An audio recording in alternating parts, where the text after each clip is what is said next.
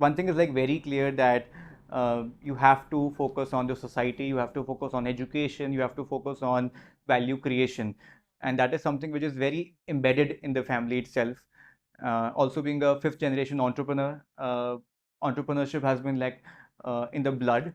So one thing is very clear that create something which can not just uh, create value for your own self, but for the society as a whole. The inventory of life is time. Yeah. And how you want to make use of that time is what matters in the long run. With foundation been laid, the necessary components being in place, what's important is to grow trees from those roots, which we Right. have already sown. So we'll soon get into the higher education space Okay. by having our own campuses. That's one. We are getting into the sector of having a college or a university, number one. Number two, wherever we have already opened our centers, we'll grow those centers. So there are existing centers currently Yes, also. we are there pan India. How to leverage AI Yeah. to take learning to the next level is going to be important. Correct. And what's very important is mindful use of AI. Yeah. A lot of people today are just blindly using ChatGPT. Success, I would say, is momentary. It's not a destination, it's a process. Okay.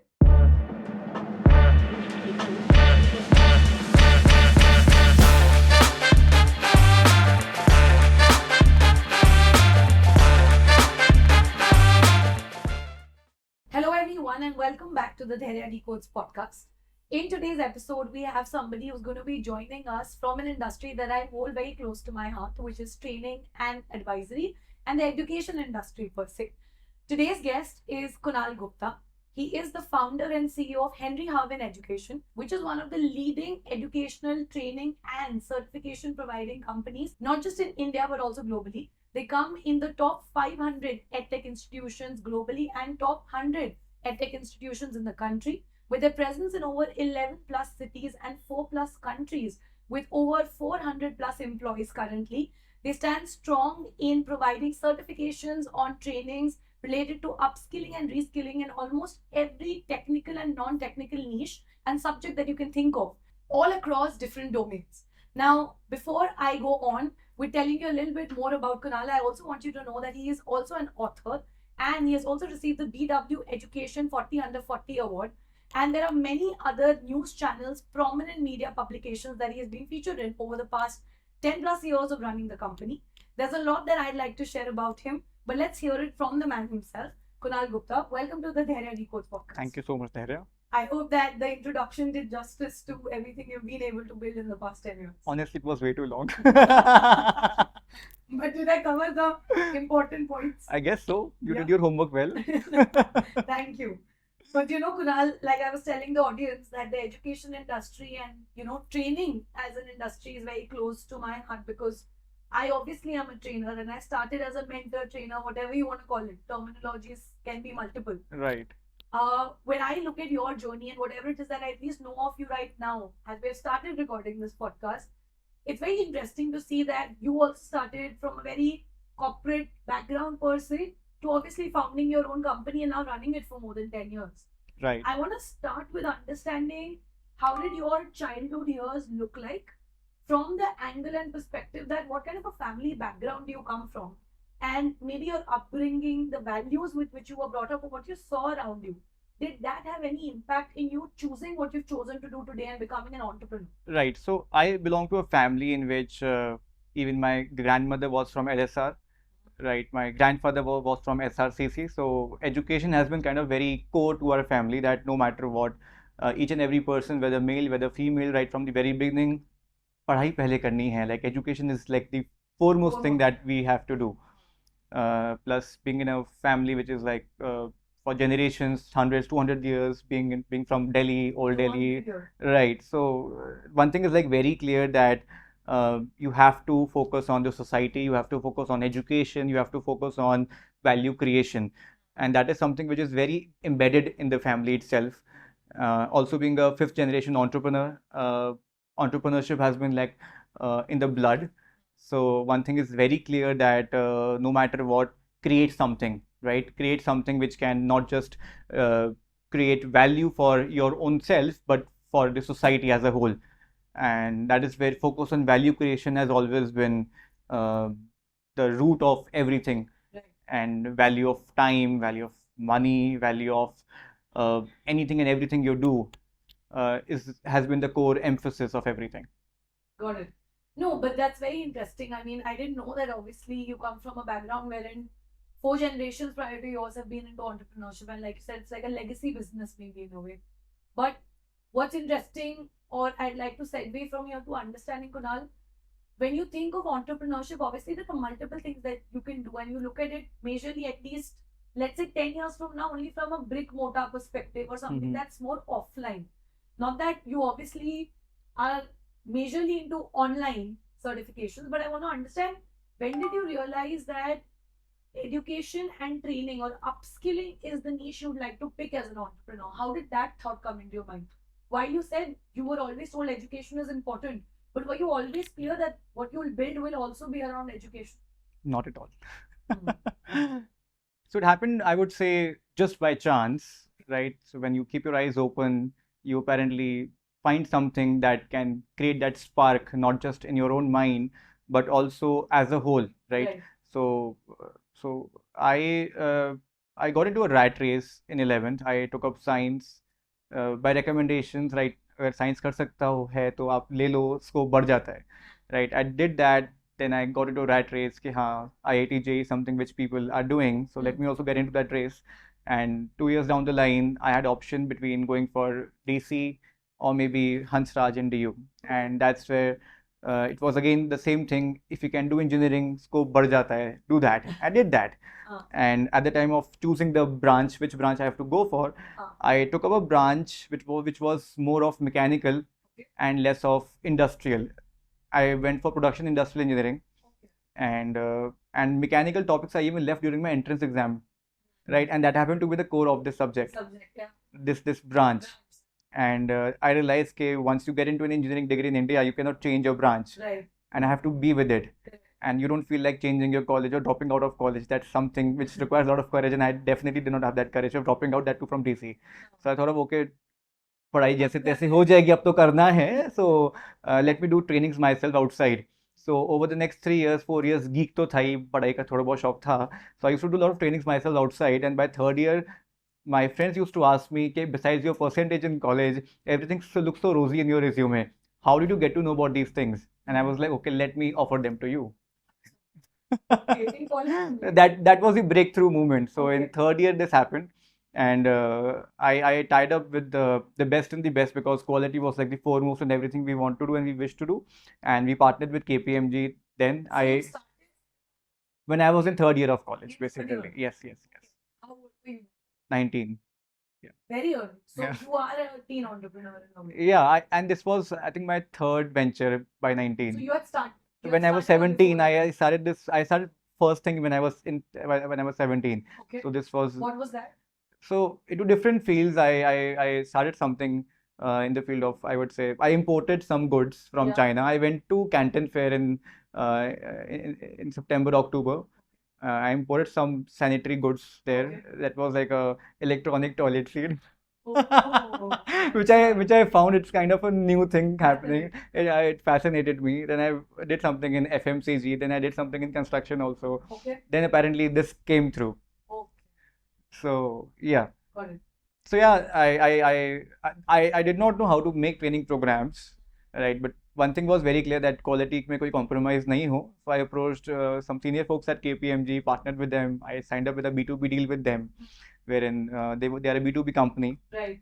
And for me it's a B2C thing, and that's where I offered some programs from KPMG to the students, to my classmates, to my seniors, to my juniors. No, but what's interesting is, I have to ask you this.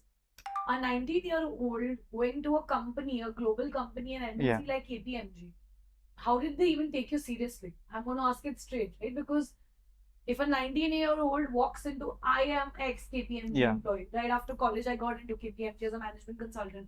If you go to any MNC, they don't take you seriously. Yeah. I mean, I've heard so many 22-year-olds also say, yaar, hame seriously nahi lete the moment they get to know of our age, or we don't look a certain way. Right. So how did you have that confidence as a 19-year-old to walk up to people at KPMG at stakeholder levels that, hey, listen, I want to curate a training program with you and provide it to students in college? Right. That would be very interesting. So Yeah. I have a childish face, what people say. So I used to do a lot of this makeup, wearing silver specs, golden specs, having only a To look mustache older? to look older, which I eventually failed at always because everyone used to ask my age during those days. But yes, it was a challenge definitely. Yeah. But initial few months and year, it was a test mode in which they wanted to see numbers, and Okay. yes, numbers matter in terms of what kind of business you're giving to them, what kind of But volume you're giving to आपने them. कैसे उनके साथ arrange की? Like, how did you reach out It to just happened. It just happened. Met some people in my own college over there, them? Okay. and then also went to their offices and met and somewhat delivered what we promised. Got And it. when they saw potential, then we signed up an official deal. This was in which year? 2013-14. 2013. Yeah. Got it. We And got our first admission in 2013. okay. Is why we say that we have been working since Since 2013. Right. Yeah, because that's when you do a sale is when the business starts. Correct. Very Exactly. simple. First sale. Yeah. No, so that's very interesting, Kunal. But you obviously started out with partnering with a big giant like KPMG. So in those days, back in 2013, what were the first few initial courses or a particular domain that you were focusing on, and why did you start with that niche in training? So I myself identified this very industry transforming methodology called Lean Six Sigma. Okay. So I first did it myself. I tasted the poison myself, Huh. and then when I saw its utility and its usage and the kind of value it gives to someone's resume and to their career, is then when I offered them to my friends to buy it from me. So you started So with Lean Six Sigma was the transforming thing. So you partnered with KPMG for this certificate? Yes. Got it. And this was in 2013, you said? Yeah, 13-14 साल भर लग गया था. Got it. How did the other domains and areas, how did the progress happen? So what I'm trying to understand is, started with Lean Six Sigma certifications, you experienced it yourself and you saw the impact of it on your career. Right. You partnered with KPMG, now one course is live. Okay. Yes. Sales have started coming in. Yeah. How did you think of the other industry relevant domains in which you want to provide trainings and certifications? How did that decision making happen? And if you can share some numbers of how, let's say, 0 to first year, how it grew, not just the courses, but overall as a company, to the first to the fifth year, and then the fifth to the 10th year journey in a way. Right. So I would say that every year we launched. Okay. So how it went through is that we had a very breakthrough launch every year. So 14 May we were focusing on Lean Six Sigma, and we were at a B2B model in which we were offering this to colleges. Okay. Then gradually we went to a B2C model. Right. Being an introverted person, I always tried to set up a model in which I don't have to come in the front. Right. So slowly then we went towards setting up a B2C model in which we started doing digital marketing, getting inquiries, and then offering people programs for our public programs. Then when the news or when the noise around our results started going through the big fours, then a team from EY approached us for the financial courses. And that's when we launched IFRS, Ind AS programs. Now, I cannot do every course myself. So I understood the utility of those programs, and then we signed up, and then we started offering EY programs in those areas of finance. Then in 2015 itself, I got this spark that time has come then that we have to launch our own courses. I figured out like what are the main components of having a training delivered, right from identifying the right trainers, which is like the most important thing, to creating good quality content, to having the right methodology and right mix of technology, infra, along with trainers and content. Right. And then we launched our first program, which was in the field of agile project management. Oh, nice. And because it This was in 2015. 15. And in the same year, we also launched this program, which was quite controversial back then, which was a Bitcoin training program. Okay. And in those days, Bitcoin was hardly 10,000-15,000 rupees, right, which is now worth lakhs of rupees. Yeah. But obviously, media did not take it well, considering Bitcoin is not considered to be like very rosy thing for anyone to teach. It was kind of teaching. It was like you're teaching bomb, how to make a bomb, right? So we did not pursue that course further. Slowly in 2016, we went towards skilling. We went into healthcare, paramedical skilling. Then we felt that the time has come that we have to move from just being the reseller or a distributor to a manufacturer ourselves. Correct. So we started manufacturing in industrial words, creating our own courses and offering it to the world Right. ourselves. So in 2017, we went full throttle in launching our own set of programs. Correct. We started first with launching a GST course. In fact, GST we launched an year before. We launched GST when GST was not even launched by the government itself. So a learning course on GST. A learning course, a training course on GST. Oh, and it was in those days when even CAs were not aware of what GST is. And we were teaching CAs and others what GST is. We got the best from the industry who understood what the law is going to come up with. Right. And we started offering it to business owners, to software engineers, even GST, what GST is all about, because softwares were getting developed on GST, right? So the engineers wanted to understand what it is. Yeah. The business owners. To build it. And that was like a big kickstart to our business, because after having this setback of breaking apart from big giants, we had to stand on our own feet. Correct. And that's where GST helped us a lot. And in those days, I think a month later, we launched a content writing course. And even that course was not there in the market. We were the first very early ones. in time. Yes. So the idea was very clear that we have to take a first mover advantage. And that has been the key USP even till now. And in 2018, then we went towards going beyond India. We started with the US market. Okay. So back then, Edtech in China was like booming a lot, and English teaching was leading the way. Okay. And they wanted native English speakers as their teachers. Right. So, and for that, TEFL certification was needed. Right. So we started doing business from the US, in which we were preparing English teachers from US to teach to kids in China. Oh, okay. So we were teaching TEFL back then. To basically clear the proficiency. Yeah, which can help them in getting study qualified. Yeah. Go and teach abroad. Teach abroad. Okay. So USK teachers, English teachers, native teachers are teaching to kids in China online or physically traveling. Oh. After that, when in 1920 EdTech collapsed in China, TEFL market was shifted from catering to just to the Chinese market to maybe other markets like Japan, Korea, maybe Middle East, maybe Africa. But in 2018, we started with courses. We started with the US business. Got it. Then in 1920, when the COVID time came, that was a time when we, in fact, COVID was not the only transition time for us. I would say prior to that, 6 months before that only, we got into a spree of launching all those programs, which was catering to our existing set of students. So focus was always on referrals. Okay. Focus was always on quality, right? So when our existing students, when they did something, we asked them, what more do you want? Right. They suggested us something, and we launched that. Okay. And that's when we kept on launching courses. So maybe when we had a team of 40 people back then, or maybe only 20 courses, in a year's time, we were up from 40 to maybe 100 plus, and maybe a course portfolio of more than 200 courses. Oh. And then we went up to 600 in another 1 year. Then we went up to 1,000 plus, and now we have 1,200. 1,200 courses. Yes. So from 2021 till 23, we had offices been set up in 10 cities pan India. We went outside. We scaled up in the Middle East market. We scaled up to the UAE market, and then. What made you move to UAE also as a potential market after the US? I would say that our students were coming from there. Okay. So everything the data was told you that. Exactly. It has always been data driven. Right. It has always been market driven. So when we got students from US, we got this idea of launching something on TEFL. Then we started doing the US business. Similarly, when something came from UAE, we set up in UAE. Right. Then we recently scaled up to London also now. Okay. Just last year, we have set up an office in UK now. Okay. So also, why we scaled up pan India is because post-COVID, people wanted to meet someone face to face before enrolling. Right. And that's where we had to open up offices pan India, so that at least that trust gap is over.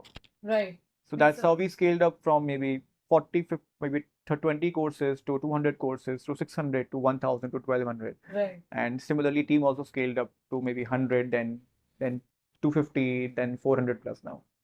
That's amazing. That's great. No, I think it's quite a journey, and I think the fact that you mentioned you did whatever your learners wanted you to do. Yeah. Because you took the data from them, obviously probably gave it to the right set of people or team leaders in your team, and then they took action on creating the courses on the subjects or domains that they want to learn. Because at the end of the day, it is the customer that you're serving. Yeah. And what they want is what you have to kind of build on. Yeah. But I want to understand that when you look at online learning as an industry, e-learning, whatever you want to call it, I may not be using the exact terminology, but when you talk about online certifications as a term, because I remember when I was studying at VIT Vellore also, we had this credit system, and it was compulsory to do at least 12 credits of online certification. Could be from any e-learning platform, something online, right? Like yours, even Harvin. You could do it from anywhere in some subject or domain which is not covered in your 4 years of subject wale credits, right? Now, when we used to as students, why I'm asking, you'll know why I'm asking this question. When I would think of, chalo yaar, 12 credits ke liye karna hai, I have to do a certification. The only thought was, yaar, it'll be so boring. Videos dekho, and bas certificate milne ke liye people do a certification. That is what I believe, and mostly the market is very spoiled. It is not how learning and education should be looked at. Correct. But mostly people look at e-learning courses that way, Kunal. I want to understand that how did you guys try to solve that problem? Or I'm sure you would have identified it early on. Because I think the completion rate also of online courses, I don't remember the exact number, but I'd seen a statistic somewhere that most of the learners complete an online course only up to 60 or 70%. या उससे भी कम. So how did you tackle that challenge of making sure that your learners are getting an outcome out of it, enjoying the course, and doing it for the true value of it, not just to get a certification? So, see, first of all, we are offering e-learning as just one of the components of the entire program. Okay. Right? So, till 2019, our 80% classes were classroom, physical classroom. Physical classroom? Yes. And where would these classes happen? So, we used to do it in-house in colleges and corporates. So, we had venues pan-India. Okay. We were in Delhi, Mumbai, Bangalore, Chennai, Hyderabad, 5 cities back then. We were doing it physically classroom.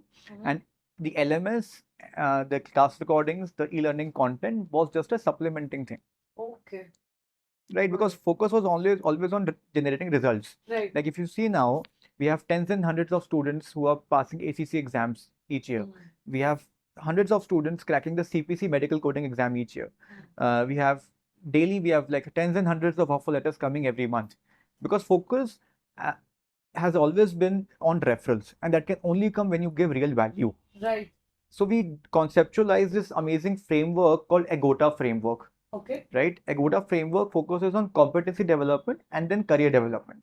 See, skill development alone is incomplete if that skill is not made as your core component.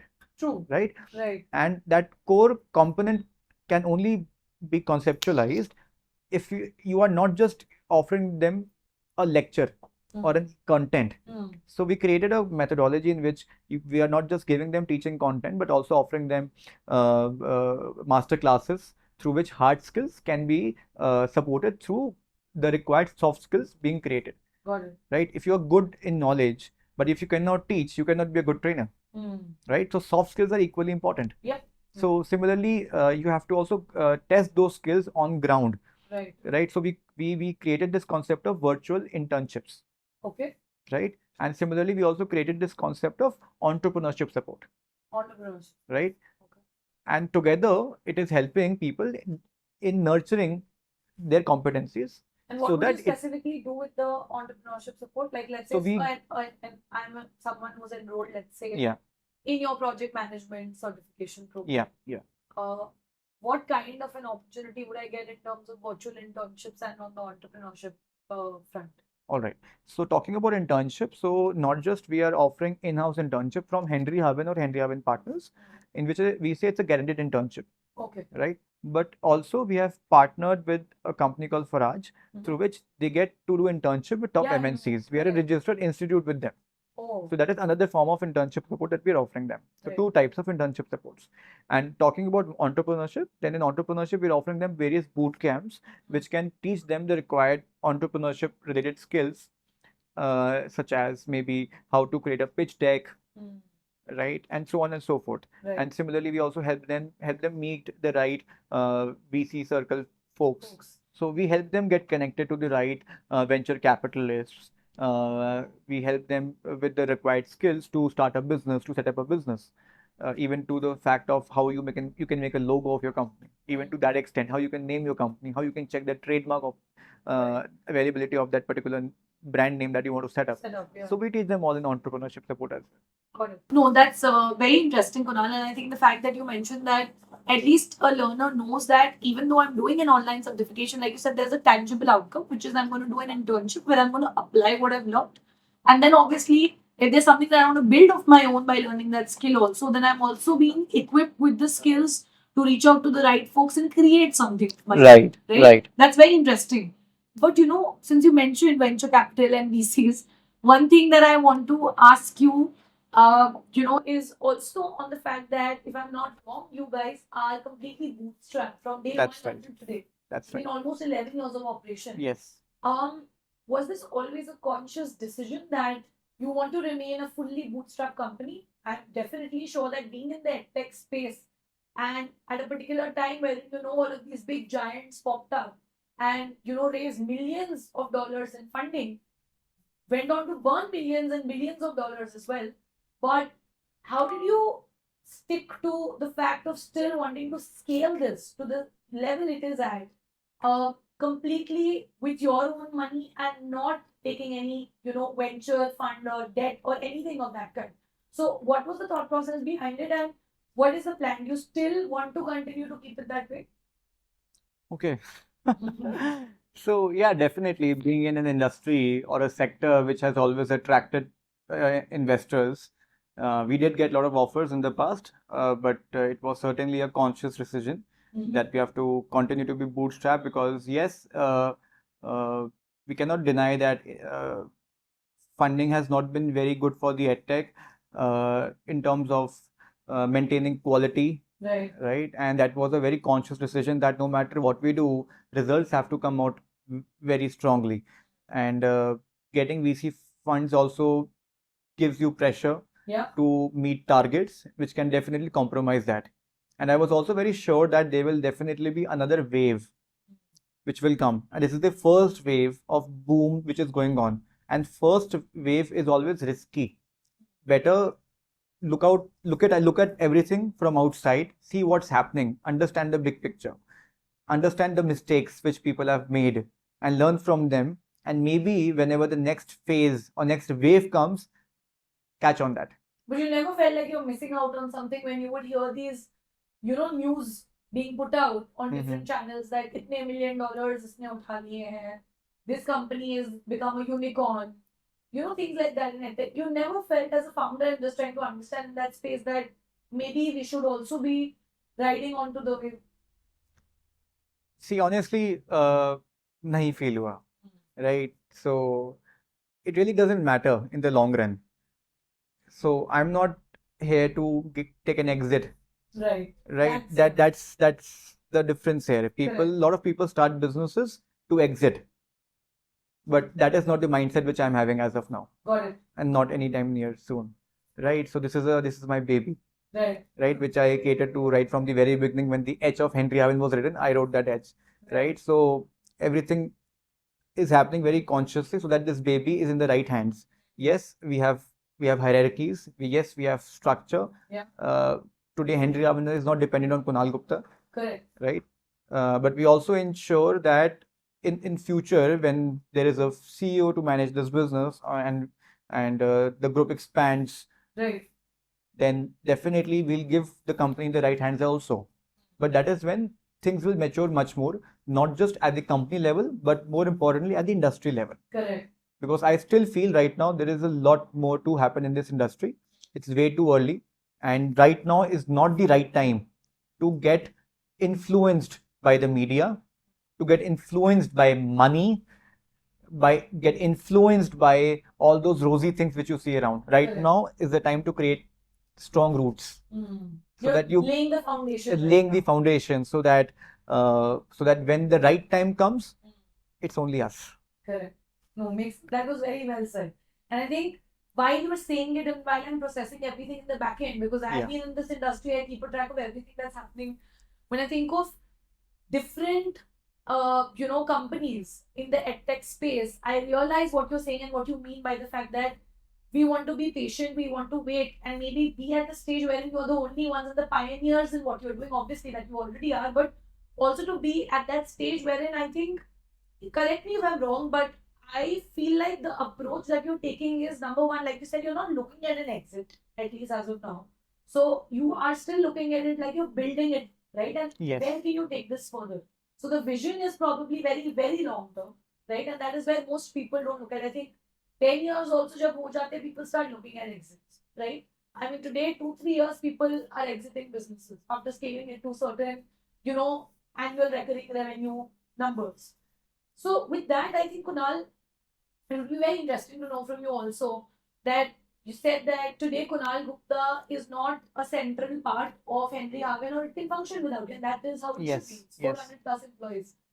But help me understand that how do you identify the right people in the company or in such a setup who should be taking the lead after you, or who you're going to pass on the reins to? Because a major problem in the industry, being a career coach myself, I see is hiring the right talent for Correct. companies, startups, take anybody. Finding people with the right mindset who are aligned with your vision and believe in what you are doing is very difficult. So, how did it come to a point where you were like, no, maybe there should be departments, there should be hierarchy, there should be people who should also be taking charge of certain departments themselves, and then choosing those right people? But do you look at a certain value set, mindset? How do you pick those people? All right. So I go to the theater every week. Okay. You like watching movies? I like watching movies, and I share my birthday with Bill Gates. Oh wow. who was the legendary Bill Gates? Okay. So stories of Bill Gates and Steve Jobs has always been inspiring to me. Like I'm kind of brought up watching their movies, reading their books and everything. So learning from them, I've understood that what's important is action with quality, Action with people.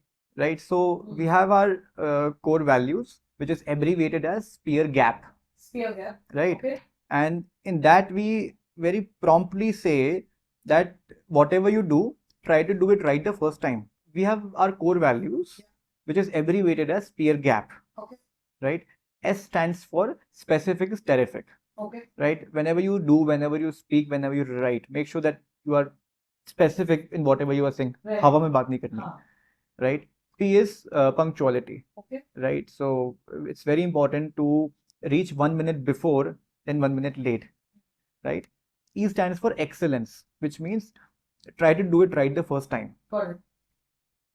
A is slightly opposite to that. A says act. Action is more important than doing it perfectly, right? R stands for respect, Okay. right? Speak with utmost respect. Speak and write with utmost respect. So our core values is not just for the sake of putting a word, but we have elaborated it very clearly so that it's actionable. Correct. Action is more important, right? G stands for grounded. You should always be grounded. You should always know what's happening at the ground level, not just at the employee level, but also at the customer level, right? A stands for accountability. There should be a maker and checker on every task. Okay. And P stands for positivity, that no matter what, be positive. So we have zero tolerance to negativity. Like quarantine, yes, quarantine negativity and promote positivity. Very Very clear. nice, very interesting. So these values were laid down, and I'm assuming anybody who's kind of onboarded into the company is told of these values, and you Yes, probably absolutely. check for them also. Absolutely, absolutely. And we remind that in every meeting that we are doing. So we do daily huddles, we do monthly stuff. So in all of it, we make sure that we are reminding people. WhatsApp में DPs लगाई हुई हैं, LinkedIn profile पे cover page लगाया हुआ है, cover image लगाया हुआ है, सब जगह we are advertising that these are our Right. core values. Right. No, very interesting, I think.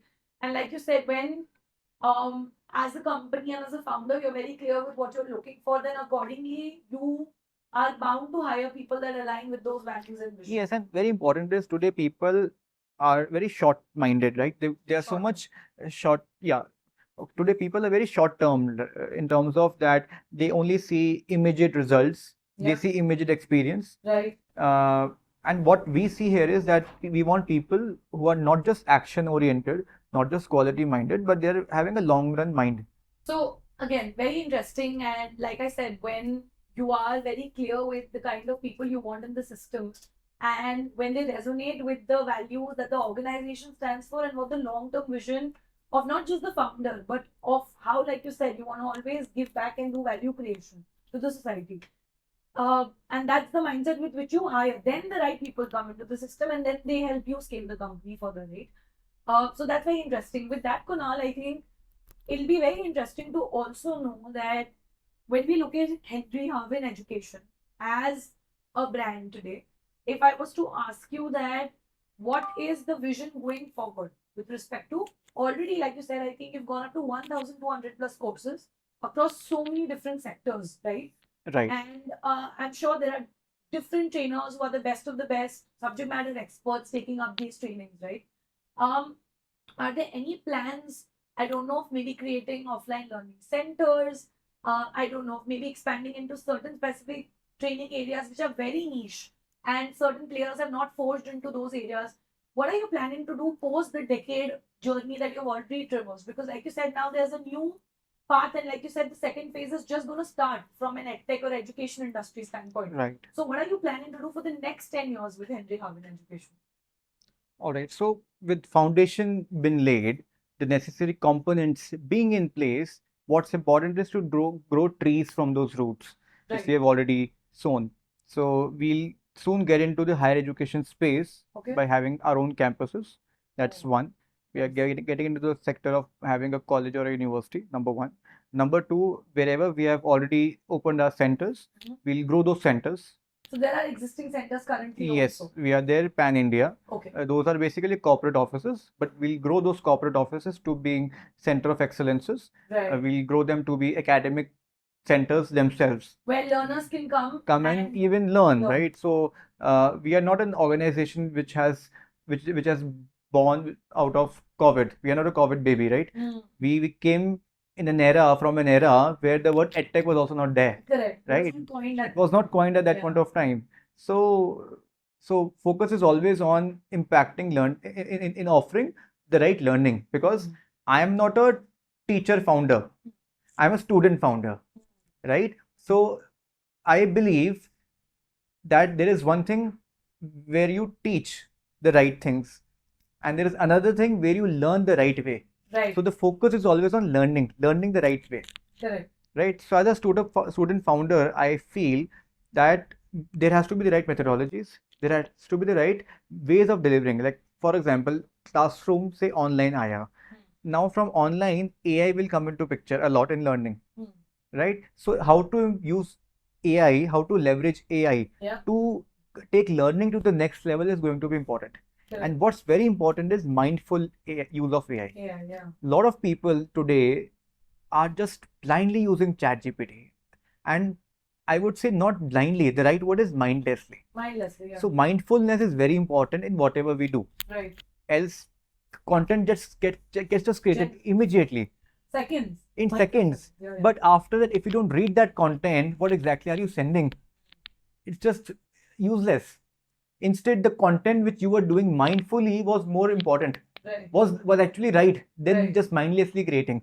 So that's where those human elements of human relationship, emotional intelligence, mindfulness, your speaking skills, your behavior, all those soft skills have become all the way more important with AI coming into picture, because now you are no longer competing with humans. Correct. You're competing with AI, with robots. You have to prove your relevance in the society by not just competing with humans, but with also AI. Correct. And what is it that you have and what robots are not having?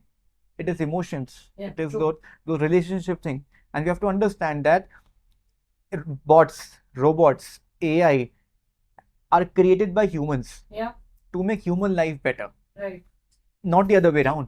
Correct. Right. But so you have to mindfully use it. Yeah. While you say this, and it's a very relevant point, we keep hearing of layoffs every single day today by the biggest of the biggest giants. Right. You name the companies and they've laid off thousands of people, right? Left, right, and center, whatever may be the reasons, right? That are being quoted, so to say. With AI coming in with Chat GPT 3, GPT 4 to now GPT 5, and so many AI tools in the market, and like you said, people are using it mindlessly. from the standpoint of the youth of the country and students who are majorly my viewers between the age of, let's say, 18 to 25, how does one know that these are the right set of skills that I have to work on even in this new age digital AI era that we are in? Because everybody is now just looking at upskilling themselves in, let's say, anything related to AI or ML or augmented reality or anything that's slightly more completely tech driven. What I'm trying to understand is how can the youth of the country actually skill or reskill themselves and upskill themselves the right way today with online certifications? How should they look at it? Should they actually be scared of becoming irrelevant or their jobs becoming redundant? Or how do you think this entire AI scenario will actually make things better for us or for the worse? Okay, so let's rewind back maybe 30 years back Yeah. when Word, Excel, PowerPoint came into our lives. Now tell me one thing, Therya, those who did not learn Word, PowerPoint, Excel then, are they relevant right now? No, Same is going to happen with AI. they're not. Same is going to happen with AI. AI is the Word, PowerPoint, and Excel of those days. Got it. And if you do not learn AI, you will get irrelevant. So now, back then, when people were maintaining ledgers, physical ledgers, Excel came, things shifted. Correct. But did Excel take away jobs? It added more It jobs, added more jobs. right? Yeah, but it was the ones who adapted to it got the jobs. got the jobs. Who did not got irrelevant. Correct. So yes, if you do not embrace AI, you will get irrelevant. It's very important to make use of AI or be aware of AI, because the same things if someone is using AI with mindfulness, he or she will excel exponentially. And those who are not using AI at all, they will become irrelevant. Right. So yes, it's important to learn AI. You cannot ignore AI. Secondly, AI is not going to take away jobs. It will only add jobs. The way IT sector came, another Correct. sector will come. Yeah. IT sector did not take away jobs of a lot of people. It added jobs. Like Yeah. India is known for its IT today. And the GDP also, the value that it kind of added up to was immense. Right. I met someone who mentioned that although India's manufacturing sector is growing, Right. but its percentage contribution in the GDP is reducing. Correct. Why? Because service sector is growing so fast. Fast, yeah. And now China has taken us way forward in this sector of embracing AI.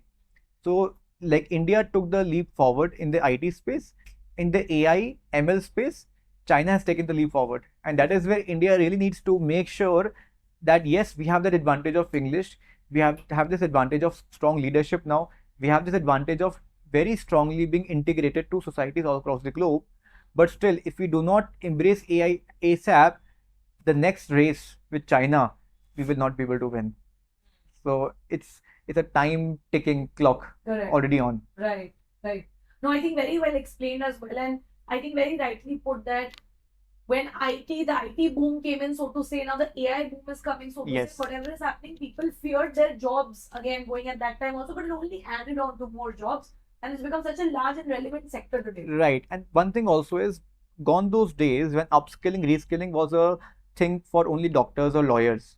It's a thing for everyone now. Yeah, any profession. Any profession now. You have to embrace lifelong learning. You cannot get out of it. Yeah. So it's better that you keep upskilling yourself.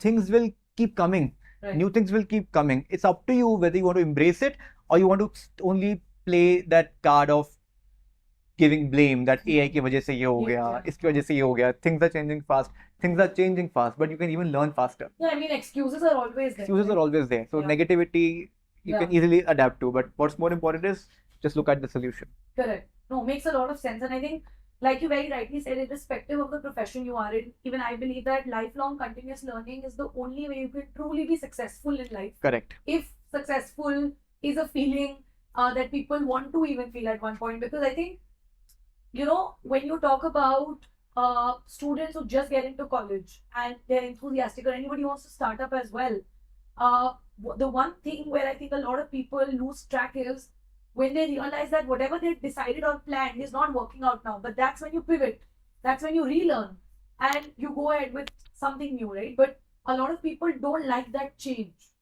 With that, I think, Kunal, we spoke obviously a lot about your entrepreneurial journey, about you building Henry Harvin, then scaling it up, about the kind of team that you've built here, the presence, the courses, obviously online learning and certifications and skilling. I also want to understand this one thing, that I'm sure it's not easy to be able to run, a 400 people company across 4 countries and 11 cities. As a founder, what do you really do to keep yourself sane? Simple question, because sanity is important. You cannot be doing all of this and be in a mad hustle and bustle and still scale it.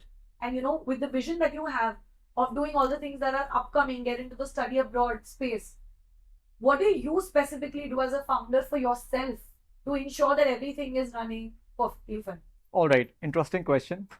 So I have been practicing Nichiren Buddhism for the past 10 years. Oh, Namyo Renge. Namyo Renge Kyo. I chant morning, evening, Nice. and that just helps me in having that How many clarity in years my have you mind. been in 10 years now. practice? 2014 I started. Oh, nice. Yeah, initial years I had my doubts on the practice, but when I saw the results from maybe 15, 16 onwards, Yeah. I had like full faith. So yeah, that has really helped me in going further. Right. That is one definitely, and yes, I love to play chess. It's kind of a hobby for me, so it helps me in that being in that problem solving zone all the time. Yeah. And rest. Yes, belief in action is very important, but also I manage time a lot in terms of making sure that every hour is like productive enough, Right. not just for myself but also for the team. So we Correct. have this concept of maintaining timesheets, in which timesheets are not prepared after, it is prepared before. Oh, before you start. Before we start, that is when the timesheets are prepared. Okay. That this is what I will be doing. We have this concept of implementing agile, Scrum at the very start level. So daily huddle we have been doing for the past 8-9 years, maintaining weekly scrums, etc. So we have been implementing this very rightfully. So not just I've implemented in my own life, but also the same thing replicates everywhere. Right. And we have this culture of making sure that there is the right hustle and bustle also, so that people feel motivated. So we have this concept of having daily recognitions, weekly recognitions, monthly, quarterly, yearly.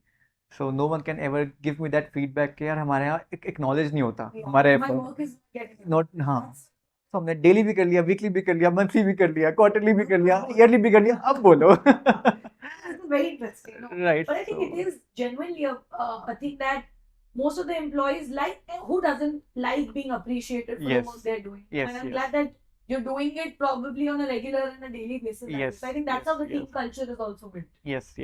Very interesting. I think with that, Kunal would also like to understand, while we are heading towards the closure of this conversation, and I would love to keep going, but I want to understand from you that obviously there are so many things that you set out to do. There's the foundation that's already been laid, and obviously the team is taking it ahead, and you are forging into different cities and countries as we speak. But I want to understand that at the core of everything, might sound like a very philosophical question, but I ask this to every guest of mine, and every guest till date has given me a different answer. That's because the definition of that particular thing is so personal to somebody that I've never gotten a same replicated answer from anybody so far. So when you talk about anything, whether it's starting up, creating a product, doing a job, learning a new skill, pursuing a hobby, anything you pick up in life, there are ultimately, I think, 3 outcomes. You either excel really well at it, you are terrible at it, or you learn something from it. We term them as success, failure, learning, whatever you want to call it. I want to understand from you at this stage in life, what does success mean to Kounal Gupta in its true essence?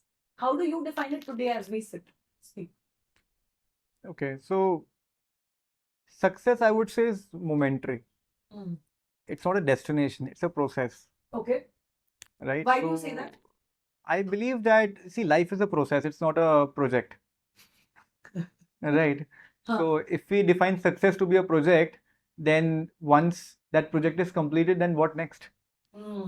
So I would say just forget this word called success. Okay. And just make sure that you are creating value at every point of time. You are successful at every second. Right. So you create your goals very clearly that this is what I will be doing today. And at the end of the day, are you successful? If 60% is met, you are successful. If not, then not.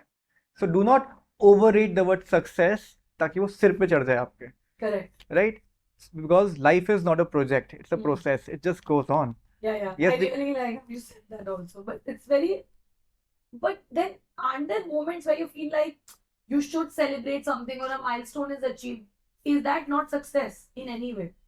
Let's say the company hitting a particular target, or the employees, let's say, going from, back in the day from 40 to 400. That's not success. No. No. It's all about how you value it. Yes, you value it, you are grateful to it, but if you look at the larger picture, there are organizations having more than 400,000 employees. Yeah. Right? Then what is 40? What is 400? You are not even like 0.1%. So look at the bigger picture. Got it. And then know your aukat. Instead of comparing yourself from someone who's below you, compare yourself with always someone who's like much above you. True. And then see where you are. Then you can add something. Then you are having your dream expanding every time. Very interesting. See, again, I got a different answer. Nobody has answered this way. You can go to all the episodes and see the way you put it was very different, right? Like you said, success is temporary. It's not permanent. And you said life is not a project. It's a process. Yes. So it has to keep going. It doesn't end. It's a continuous effort. So I really like how you put that, Kounal. And with that, I'm going to come to one last question that I have to ask you for this episode, which is, like I said, most of the people who are going to come and watch this podcast are going to be students who are probably getting into college in their first year, pursuing whatever stream they want to, or they're going to be entering their first jobs or are looking to switch jobs, right? So these are students or working professionals. With everything that we discussed, right, whether it's AI, with the new age jobs that are coming in, your understanding of the education and upskilling industry, where the training industry is going towards, and what's going to boom in general, I would say give me that one piece of advice or anything. What is it that you think people should really keep in mind if they're looking to build a successful career for themselves? And by successful, I mean where they're truly happy with what they're doing and they have found their calling. That, okay, if data science, then I'm going to build a career in data science. If it is project management, it's project management. If it's, let's say, consulting, I'm going to stick to this. And I just want to be the best in my capacity in that field. How do you ensure that you are, being amongst the top, let's say, if not one, but top 10% in your industry at all times? So any advice that you'd like to give to the viewers on this? All right. So as we say in Henry Harvin, that we want to be the Harvard of EdTech industry. Why Harvard? Because personally, I feel that they have a standard, right? They are an industry leader. Yeah. Similarly, look at an industry leader who you want to be. Right. And then prepare your life accordingly. So you backtrack. Then you backtrack. You should know, first of all, what your goal is. Correct. And imagine that goal. Have that goal written in front of you. Speak it out every day. Right? And then backtrack it. Don't look at momentary experiences, short-term experiences. Kya abhi maza nahi aa raha. Right? So, what problem I see in today's generation is that we are in India, we are accepting negativities from every society, right? So by that I mean is we are so much blindly following the West that we are not accepting their good things, we're accepting their bad things, right? We have to understand our reality and accordingly accept something that matters. Not everything what is happening in the West is right. Correct. A lot of things from India has got repackaged and come back to India as a finished good. Right. So let's get out of that slavery mindset and focus ahead. Focus on the bigger picture. Focus on creating value. Focusing on the fact that the inventory of life is time. Yeah. And how you want to make use of that time is what matters in the long run. Correct. Right. Life is not those few moments. Life is a full big picture. If a bad experience at one point of time is helping you in achieving your big picture goal, look at the big picture. Don't just be like, yaar abhi maza nahi aa raha, yaar abhi man nahi kar raha. What is man? What is maza? It is all relative. People also give up very easily and they want quick Yes, results. they want quick results. Everybody wants quick fame, quick access to everything. It doesn't happen that way. It doesn't happen overnight. Yes, it doesn't happen overnight. True. So that's where, with that mindset, we never went into that mindset ki we should take VC funds, we should just have a good skyrocketing growth. We have seen what has happened around, not just in Edtech but all sectors. So what's important is, in the long run, create an organization which people from outside see and acknowledge and appreciate. Yes, they have a strong foundation. Right. They are the Harvard of their industry. Perfect. No, very well said. And I think we couldn't have had a better ending as well. I think I've learned so much about, like you said, what it really takes to build a company that has very rock solid fundamentals and values that it is built on. And the way you envision upskilling and training and the way you're looking at the edtech industry, I think is very different from most conversations I've had with a lot of people in the industry, which is very interesting to see. Because like you said, you feel that you're just getting started and there's going to be a second wave that's going to come in. I never looked at it that way, right? A lot of people think it's just done. But I feel now that it's actually not the case, because things are going to change so rapidly that next wave is bound to come. In a way, right? And very interesting to also obviously know the kind of courses and the kind of domains in which you've been able to, I think, upskill almost about 3 lakh plus learners so far, right? Which is a huge number. And obviously that's continuing to grow.